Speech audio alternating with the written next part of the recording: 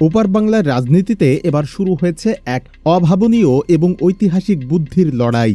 গবাদি পশু জবাই আর কোরবানির ওপর মোদি ও শুভেন্দু সরকারের নানামুখী কড়াকড়ির জবাবে এবার এমন এক মাস্টার স্ট্রোক দেওয়া হয়েছে যা আক্ষরিক অর্থেই পুরো ভারতের রাজনৈতিক ও অর্থনৈতিক সমীকরণকে ওলটপালট করে দিয়েছে।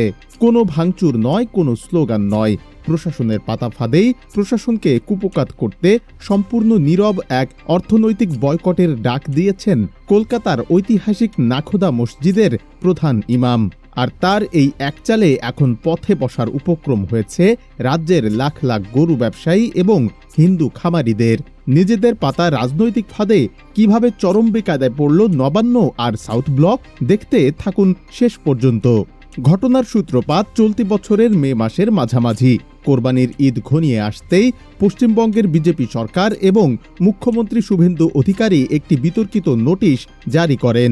বলা হয়, 14 বছরের কম বয়সী বা সম্পূর্ণ সুস্থ কোনো গরু মহিষ জবাই করা যাবে না, তাও আবার 2 জন সরকারি কর্মকর্তার ফিটনেস সার্টিফিকেট লাগবে। উগ্র গৌরক্ষকদের তাণ্ডব আর পুলিশের এই নতুন নিয়মের বেড়াজালে যখন মুসলিম সমাজকে কোণঠাসা করার চেষ্টা চলছিল, ঠিক তখনই দৃশ্যপটে আসেন নাখোদা মসজিদের প্রধান ইমাম মাওলানা মোহাম্মদ শফিক কাসেমি। সংবাদ সংস্থা পিটিআইকে দেওয়া এক সাক্ষাৎকারে তিনি মুসলিমদের প্রতি এক যুগান্তকারী ও কড়া বার্তা দেন। তিনি অত্যন্ত শান্ত কিন্তু তীক্ষ্ণ ভাষায় আহ্বান জানান, চলতি ঈদে কোনো মুসলিম ভাই গরু কোরবানি দেবেন না এবং আর কখনো গরুর মাংস খাবেন না। বিকল্প হিসেবে তিনি ছাগল বা ভেড়া বেছে নেওয়ার নির্দেশ দেন। প্রাথমিকভাবে একে সাধারণ ধর্মীয় নির্দেশনা মনে হলেও এই নীরব বয়কটের পেছনে লুকিয়েছিল এক মারাত্মক অর্থনৈতিক মাস্টার প্ল্যান। যারা গরুর নামে রাজনীতি করছিলেন তারা হয়তো ভুলেই গিয়েছিলেন যে এই ব্যবসার সাথে জড়িত তৃণমূল পর্যায়ের খামারিদের সিংহভাগই আসলে হিন্দু সম্প্রদায়ের গোয়ালা ও সাধারণ কৃষক। ব্যাংক থেকে লোন নিয়ে সারা বছর হাড় ভাঙা খাটুনি দিয়ে যারা কোরবানি উপলক্ষে গরু বড় করেছিলেন, মুসলিম ক্রেতারা মুখ ফিরিয়ে নেওয়ায় তাদের স্বপ্ন এখন ধূলিসাৎ। হাটের পর হাট ঘুরেও একটা গরু বিক্রি হচ্ছে না। ক্ষুদ্র হিন্দু খামারিরা এখন ঋণের কিস্তির চাপে দিশেহারা হয়ে সংবাদ মাধ্যমের সামনে ক্ষোভে ফেটে পড়ছেন।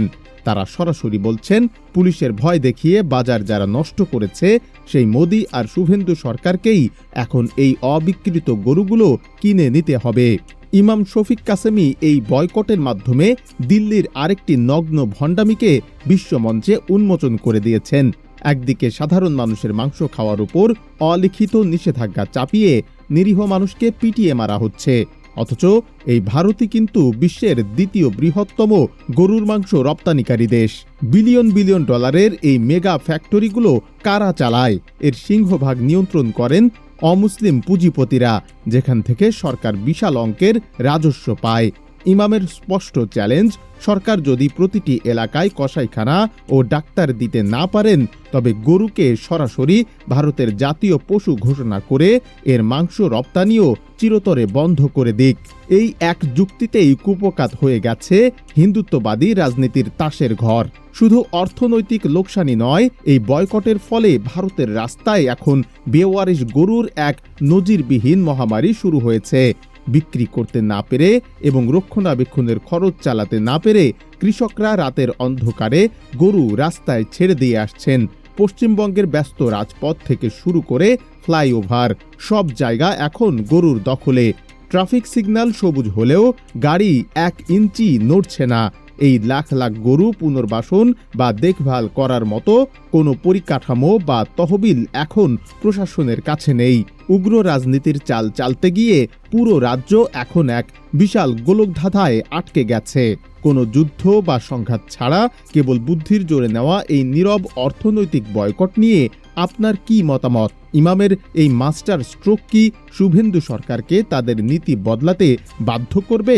কমেন্ট বক্সে আপনার বিশ্লেষণ আমাদের অবশ্যই জানিয়ে দিন।